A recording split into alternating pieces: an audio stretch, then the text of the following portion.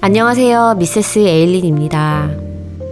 지난번 한파가 심하게 몰아닥쳤던 때에 유난히 바닥 타일이 솟았다는 연락을 많이 받았었어요. 그래서 바닥 보수 공사를 몇 차례 다녔었는데요.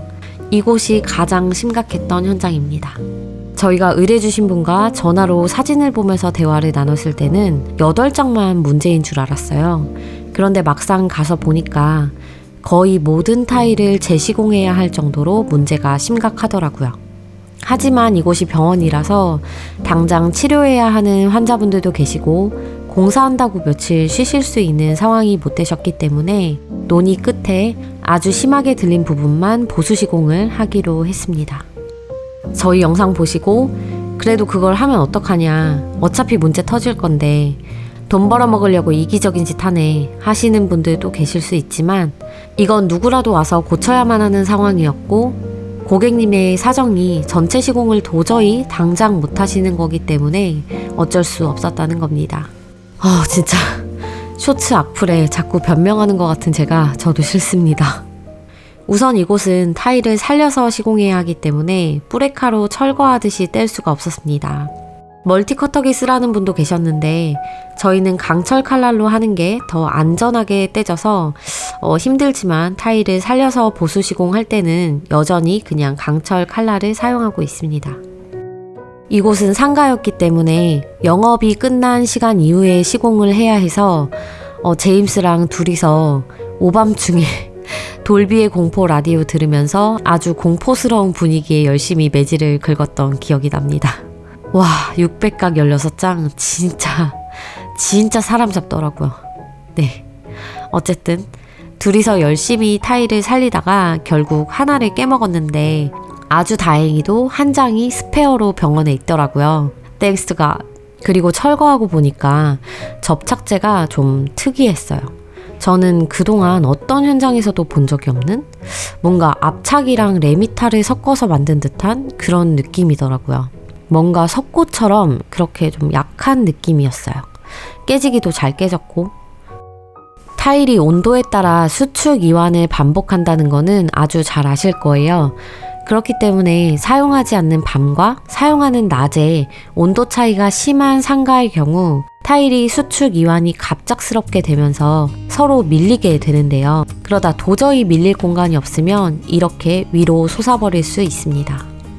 타일이 움직였다는 걸 증명해주는 게 바로 좁아져 버린 매지 라인이겠죠. 그냥 그 자리에서 솟았다면 매지 라인에 변화가 없어야 하니까요.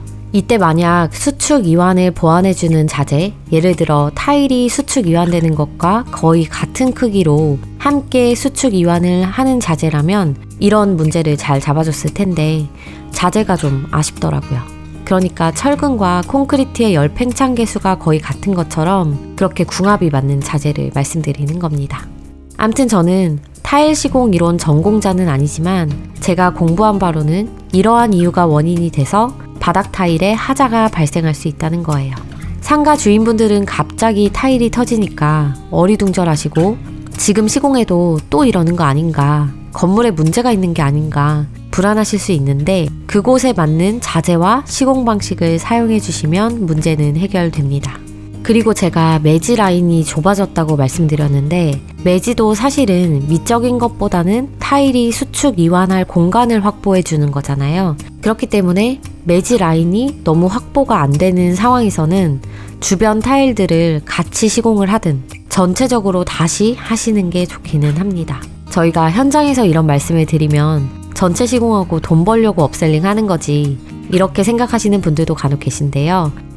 그런 분들도 계시겠지만 보통은 어차피 문제가 생길 게 뻔하기 때문에 말씀을 드리는 겁니다. 이번 현장의 경우도 환자분들이 다니시면서 넘어지거나 타일 깨짐으로 다치실 수 있어서 무리하게 진행을 한 건데요. 사실은 빠른 시일 내에 주변 타일들도 새로 시공하셔야 할 정도였습니다. 그리고 그때도 지금처럼 타일을 살려서 보수하듯이 하실 가능성이 크기 때문에 레벨을 새로 보수된 타일에 맞추실 수 있도록 기준을 잡아 시공해 드렸습니다. 그리고 보수 시공은 막상 현장에 가서 보면 전화로는 한 장이라고 하셨는데 2장, 3장인 경우가 많아요. 그렇기 때문에 저희가 최대한 맞춰서 인건비, 자재비를 알려드릴 수는 있지만 혹시나 너무 일이 많아질 경우엔 추가되는 공정에 대한 비용이 발생할 수 있습니다. 제임스는 견적을 내드릴 때 진짜 이렇게 솔직할 수 있나 싶을 정도로 자세하고 솔직하게 내드리는 편이거든요. 그래서 플러스 마이너스 오차가 진짜 거의 없어요. 보수 시공의 경우도 마찬가지긴 하지만 그래도 혹시나 자재가 너무 많이 들어간다 싶을 땐 어쩔 수 없기 때문에 이런 부분은 이해해 주셨으면 좋겠습니다. 아, 그리고 견적 얘기가 나와서 말씀드리는 건데 저희가 견적을 어떻게 내는지 궁금하셔서 제임스한테 전화로 고객인 척 견적을 하시는 분들이 몇 분 계셨어요. 근데 대화를 하다 보면 저희도 느낌이라는 게 있잖아요. 이거 뭔가 이상한데 싶어서 혹시 인테리어 업체시냐, 타일 기술자냐 여쭤보면 그제서야 사실은 이라면서 말씀하시더라고요.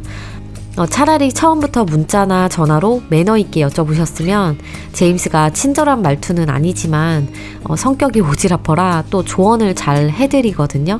근데 이러면 진짜 기운 빠져요. 네. 그래서 피차 힘든 일 하시는데 그러시지는 않으셨으면 좋겠습니다. 오늘도 저희 영상 봐주셔서 진심으로 감사드리고요. 편안한 하루 되시길 바랄게요. 감사합니다.